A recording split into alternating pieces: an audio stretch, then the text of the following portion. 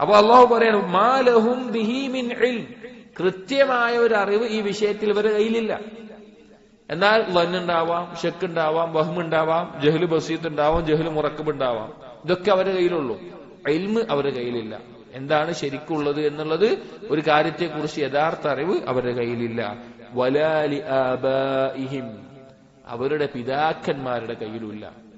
അതിനെ പിതാക്കന്മാരുടെ കാര്യം പറയുന്നത്, അധിക ആളുകൾക്കും ഈ പ്രത്യേകിച്ച് ദീനിന്റെ വിഷയത്തിൽ അവർ ജീവിച്ചു പോരുന്ന മതമാകട്ടെ അല്ലെങ്കിൽ ആദർശമാകട്ടെ, ദുനിയാവിൽ അധികം ആളുകളും എന്റെ ഉപ്പ അല്ലെങ്കിൽ എന്റെ കുടുംബം, എന്റെ കുടുംബ പരമ്പര, എന്റെ കുടുംബക്കാർ, എന്റെ പിതാമഹന്മാർ, അവരേതിലാണോ ജീവിച്ചു പോന്നത് അതാണ് ശരി, അതാണ് ശരി, അതാണ് ഏറ്റവും നല്ലത് എന്നുള്ള ചിന്താഗതിക്കാരായിരിക്കും.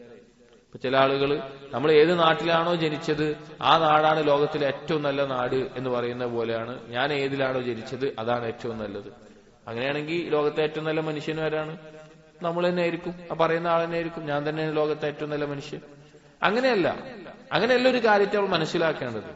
ഒരു കാര്യത്തെ അതിന്റെ തെളിവ് കൊണ്ടും അതിന്റെ പ്രമാണം കൊണ്ടും അതിന്റെ സത്യത കൊണ്ടുമാണ് ഒരാൾ മനസ്സിലാക്കേണ്ടത്. അപ്പോ ഈ ആളുകൾ എല്ലാ കാലത്തും ഷിർക്കിന്റെയും കുഫറിന്റെയും ആളുകൾക്കുള്ള വാദങ്ങളിൽ ഒരു പ്രധാനപ്പെട്ട വാദമാണ്, ഞങ്ങളുടെ പിതാക്കന്മാർ എന്ത് പറഞ്ഞുവോ, ഞങ്ങളുടെ പിതാക്കന്മാർ എന്തിൽ ജീവിച്ചുവോ അത് മതി ഞങ്ങൾക്ക്.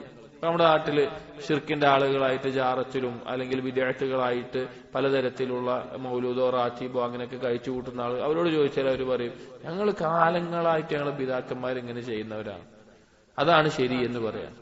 അള്ളാഹു ഖുർആനിൽ ധാരാളം സന്ദർഭങ്ങൾ പറഞ്ഞിട്ടുണ്ട്, അവര് പിതാക്കന്മാർ തന്നെ പഴച്ചവരാണ്.